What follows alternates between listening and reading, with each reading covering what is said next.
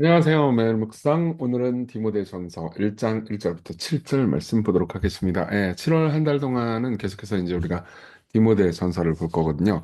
디모데전서는 사도 바울이 이제 자신의 제자인 디모데에게 이제 쓴 편지고요. 거기에는 일종의 배경이 있습니다.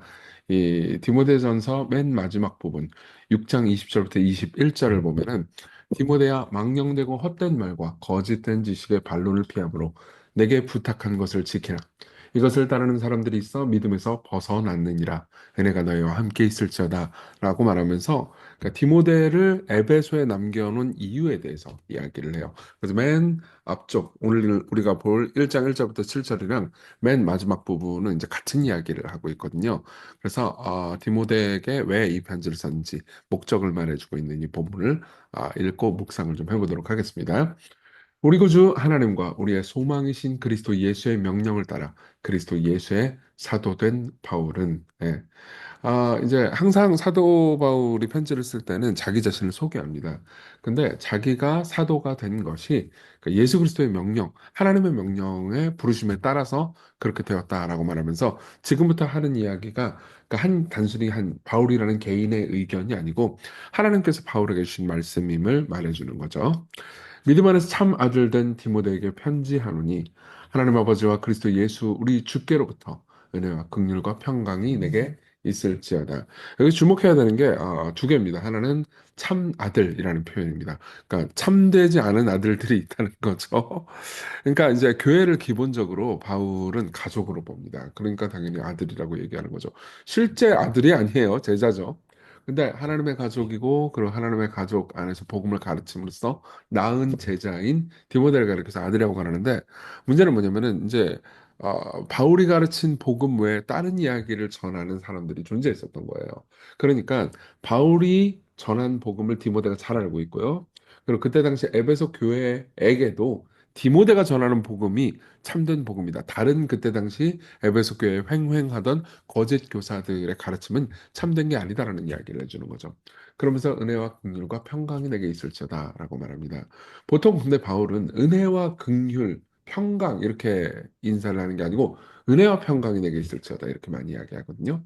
왜 그러냐면 은혜는 카이레인 이거는 뭐냐면은 그때 당시 그리스 사람들이 서로 인사를 할 때 종종 쓰는 말이었어요. 평강은 사실 히브리어 샬롬에서 온 건데 히브리 사람들이 인사를 할 때 쓰던 말이었죠. 그러니까 그리스식 인사말과 히브리식 인사말을 다 얘기함으로써 그때 당시 에베소 교회를 이루고 있었던 히브리파 사람들과 그리스파 사람들, 헬라파 사람들을 다 인사를 하는 거예요. 근데 가운데 뭐가 있어요? 긍휼이 있죠. 그렇죠? 그러니까 그들에게 필요한 것이 정말 하나님의 은혜, 긍휼이 정말 정말 필요하고 있었다. 필요했다라는 것을 강조하고 싶은 거죠. 이거는 좀 이따 더 자세히 좀 얘기해 보도록 하겠습니다. 그래서 뭐라고 그러냐? 내가 마게도냐로 갈 때 너를 권하여 에베소에 머물라 한 것은 어떤 사람들을 명하여 다른 교훈을 가르치지 말며. 그러니까 이제 바울이 그 2차 전도행 끝나고 마게도냐로 갈 때에 이제 에베소에 그 디모데를 남겨두고 자기 혼자 가요. 이제 사실 신라랑 같이 가긴 했는데 어쨌든 저 뭐냐 디모데랑 같이 가지 않습니다. 왜 그러냐면은 그때 당시 에베소 교회에 이제 다른 교훈을 가르치는 사람들이 있었기 때문에 교리적인 순수성을 지키기 위해서 자신의 제자인 디모델을 거기 남겨둘 필요가 있었거든요. 그러면서 이렇게 얘기해 줍니다. 당시에 이제 횡행했던 가르침이 무엇인지 여기서 드러나는데요. 신화와 끝없는 족보에 몰두하지 말게 하려 함이라. 이런 것은 믿음 안에 있는 하나님의 경륜을 이룬보다 도리어 변론을 내는 것이라 이렇게 말합니다. 신화와 끝없는 족보가 무엇일까? 학자들은 좀 논쟁을 합니다. 근데 대부분의 학자들이 동의하고 있는 내용들은 이거예요. 당시에 그리스 로마 사회에서 가지고 있었던 일종의 신화, 영웅담 이런 것과 그리고 이제 여러 그 신화와 신학에 따르는 그 족보들 그리고 또 히브리인들이 바랬던 그 자신의 그 언약적 족보 같은 것들 있잖아요. 그런 족보들을 가지고 복음에 이제 막 섞는 거죠. 이게 무용하고 무의미한 거냐? 꼭 그렇지는 않았습니다. 하지만 이제 여기에는 아주 세부적인 내용에 대한 복음과 상관없는 여러 명령들이 존재했던 거죠. 실제로 이것을 율법주의로 보는 사람들도 꽤 많습니다. 그래서 뭐 예컨대 성경에서 명령하지 않은 여러 구약 성경에 있는 절기 저기 뭐냐 절기 같은 것들 있잖아요. 그거에서 집착하는 거. 의미하기도 한다고 생각하기도 하죠. 근데 핵심은 뭐냐면 이 모든 것들은 하나님의 뜻, 하나님의 계획을 이룸보다는 계속해서 논쟁하고 변론만 하게 한다는 거죠. 그러면 논쟁과 변론만 하는 것의 반대는 뭘까요? 이 교훈, 진짜 교훈이요. 진짜 교훈의 목적은 청결한 마음과 선한 양심과 거짓이 없는 믿음에서 나오는 사랑이거늘. 예. 그렇죠. 진짜 복음은요, 항상 믿음을 낳습니다. 그리고 그 방향은 사랑이에요. 그러니까 진짜 목적은 사랑이라는 거죠. 여러분들이 올바르게 계속해서 교육받고 하나님의 말씀을 잘 듣고 있잖아요. 그러면 올바르게 하나님의 말씀을 잘 듣고 말씀으로 양육받은 특징이 뭐냐? 그럼 이웃을 계속해서 사랑하는 겁니다. 근데 그때 당시 사람들이 어때요? 이에서 벗어나 헛된 말에 빠져. 율법의 선생이 되려 하나 자기가 말하는 것이라 자기가 확증하는 것도 깨닫지 못하는도다라고 말하면서 바울이 디모데를 남겨놓은 이유, 참된 복음을 보호하기 위해서다라는 이야기를 해주죠. 자, 여기 이제 일단 본문을 좀 생각해 봤고요. 적용해 보겠습니다. 일단은 이제 사랑과 믿음이라는 걸 한번 생각해 보죠. 지금 바울이 제일 강조하고 싶은 건 이거예요. 그러니까 그때 당시 족보와 끝없는 신화 이런 것들에 사람들이 빠져가지고 그러니까 참된 복음의 메시지를 잃어버리고 있었다는 거죠. 근데 복음은 항상 사랑을 낳거든요. 예. 여러분들이 복음을 듣잖아요. 복음은 항상 뭐죠? 우리가 무엇을 해야 되는지가 아니고 하나님께서 우리를 위해서 무슨 일을 하셨는지에 관한 메시지잖아요. 그렇죠? 근데 그분이 우리를 위해서 계속해서 하신 일들을 듣고 또 듣잖아요. 그러면 내가 죄인이구나. 내가 진짜 악한 존재구나. 그럼에도 불구하고 사랑받았구나. 라는 것을 깨닫게 됩니다. 그 일례로 지금 1장 오늘 본문에 있지는 않았지만 1장 15절 보면 바울이 이렇게 스스로에 대해서 고백해요. 믿보다 모든 사람이 받을 만한 이 말이요. 그리스도 예수께서 죄인을 구원하시려고 세상에 임하셨다 하였도다. 죄인 중에 내가 괴수니라. 이렇게 이야기를 합니다. 내가 정말 죄인 중에 괴수예요. 그러니까 나의 죄인됨을 말해주죠. 복음은. 근데 또 뭐예요? 그리스도 예수께서 죄인을 구원하려고 세상에 임하셨어요. 예수님께서 얼마나 큰 사랑을 주셨는지에 대해서 말해주죠. 이 두 지식을 합쳐서 이제 복음을 구성합니다. 근데 여러분들이 복음을 계속해서 듣잖아요. 그러면 와, 내가 누군가를 미워하고 정죄할 만한 존재가 아니구나. 그러면서 겸손해지겠죠? 그렇죠? 근데 그분이 나를 이렇게 크게 사랑하셨구나. 그러면서 뭐예요? 다른 사람들을 죄인들을 사랑하신 그분을 보면서 다른 사람들을 사랑하고 그렇게 나를 구원하신 하나님을 사랑하게 됩니다. 그러니까 항상 사랑을 낳아요. 근데 좀 예를 한번 들어보겠습니다. 사실은 이제 저는 기독교 세계관을 좋아합니다. 예를 한번 들어볼게요. 기독교 세계관 너무 좋아하는데 기독교 세계관에 대해서 잘못 공부하잖아요. 그러면 기독교 세계관을 실질적으로 어떻게 실행해야 되느냐에 대한 이야기를 하다가 결국은 정치 이야기로 빠지거나 세속 정치 이야기로 빠지거나 아니면 뭐 교회 구조를 어떻게 해야 되느냐 이런 이야기로 빠질 수도 있습니다. 그게 꼭 무의미한 건 아니에요. 근데 여기에 집중하다 보면 당연히 그러니까 정치적으로 어떻게 우리가 행동해야 되느냐 그 얘기하면 자기의 정치적 성향이 거기에 끼겠죠. 지금은 신화나 족보같이 그렇죠. 그럼 계속해서 변론만 남고 실제로 살아가는 일을 못 하게 됩니다. 그리고 나와 다른 사람들을 계속해서 비판하고 비난하기만 되죠. 그리고 특별히 시광교회라는 교회의 정체성에 있어서 이건 정말 중요합니다. 지금도 항상 저는 이런 압박을 받아요. 왜 목사님 이런저런 이야기를 안 해주냐? 왜 목사님 이런저런 이야기에 대해서 뭐 시간계를 타협하는 거냐? 아니요, 타협 안 해요. 절대 안 합니다.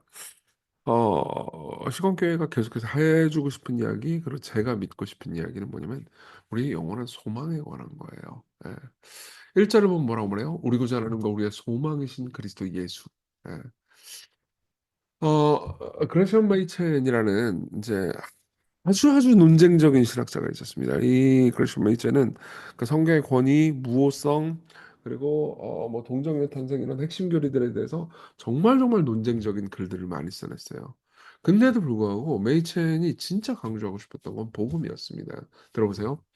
성경에 제시된 종교가 매우 훌륭한 것이며 내가 해야 할 일은 지금 그 종교를 실천하는 것이라고 말하는 것이 나에게 무슨 도움이 됩니까? 예. 그러니까 그게 나쁘다는 게 아니에요. 뭐 해라가 나쁘다는 게 아닌데 지금 죄인인 나에게 진짜 도움이 되는 건 그게 아니라는 거예요. 친구야, 말씀드리겠습니다. 그것은 조금도 도움이 되지 않습니다. 내가 가장 먼저 필요한 것은 권고가 아니라 복음이며 나 자신을 구원하는 방법에 대한 지식이 아니라 하나님이 나를 어떻게 구원하셨는지에 대한 지식입니다. 다시 한번 나 자신을 구원하는 방법에 대한 지식이 아니고 하나님이 나를 어떻게 구원하셨는지에 대한 지식입니다. 당신은 나에게 들려줄 좋은 소식이 있습니까? 그것이 내가 묻는 질문입니다. 나는 당신의 충고가 나를 도울 수 없다는 것을 압니다. 하지만 나를 구원하기 위해 무언가가 이루어졌다면 당신은 그 사실을 내게 알려주지 않겠습니까? 예, 맞아요. 이게 우리의 소망이죠. 그래서 참되게 복음을 듣잖아요. 그러면 아, 나한테도 희망이 있구나 라는 생각이 듭니다. 그럼 그 희망은 우리로 하여금 방종으로 이끌어갈까요? 아니에요, 아니에요. 예. 그 희망은 오히려 사람들을 사랑하는 대로 이끌어갑니다. 그리고 우리가 논쟁하는 모든 것들이 부차적으로 보이게 합니다. 논쟁이 나쁜 것도 아니고요. 꼭 필요하기도 하고 저도 논쟁에 참여할 때도 있고요. 메이첸도 논쟁의 왕이었습니다. 그러나 그거 제일 중요한 건 아니죠. 예. 내가 죄인이라는 것, 그리고 그리스도께서 당신을 위해서 죽으셨다는 것, 그게 오늘 당신의 소망이 되었으면 좋겠어요. 물론 여러분들이 머릿속이 복잡할 수도 있을 겁니다. 예. 하지만 일단은 삶에서 제일 중요한 거 제일 먼저 생각하잖아요. 그러면 두 가지가 진실입니다. 당신이 죄인입니다. 그러나 죄인 중에 괴수인 저와 당신 같은 사람을 위해서 그리스도께서 이 땅에 임하셨습니다. 이걸 붙들고 오늘 살도록, 그리고 시공의 목회자들이 이걸 꼭 붙들고 교회를 잘 섬기도록 같이 기도해 주십시오. 기도하겠습니다.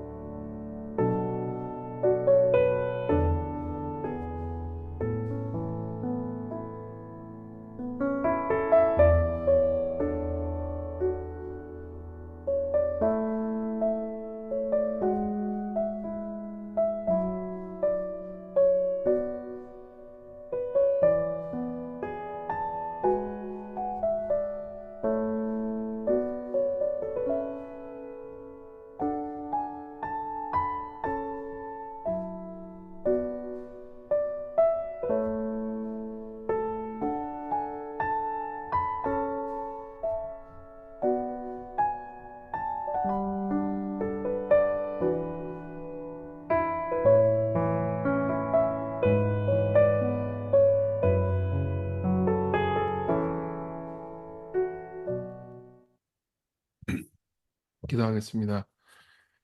주님, 복음을 참으로 우리가 마음에 품고 살아가게 해주십시오. 우리가 삶을 살면서 여러 가지 생각들, 가르침들에 흔들릴 때가 참 많습니다. 그때마다 우리는 소망을 잃고 지금 현재에만 집중하게 됩니다. 하나님, 우리가 주께서 우리를 구원하실 미래를 바라보며 소망을 품도록 그리스도께서 우리를 위해서 하신 일을 매일같이 누리게 해주십시오. 예수님의 이름으로 기도했습니다. 아멘. 네, 하나님의 은혜 안에서 오늘 기쁜 하루 되세요.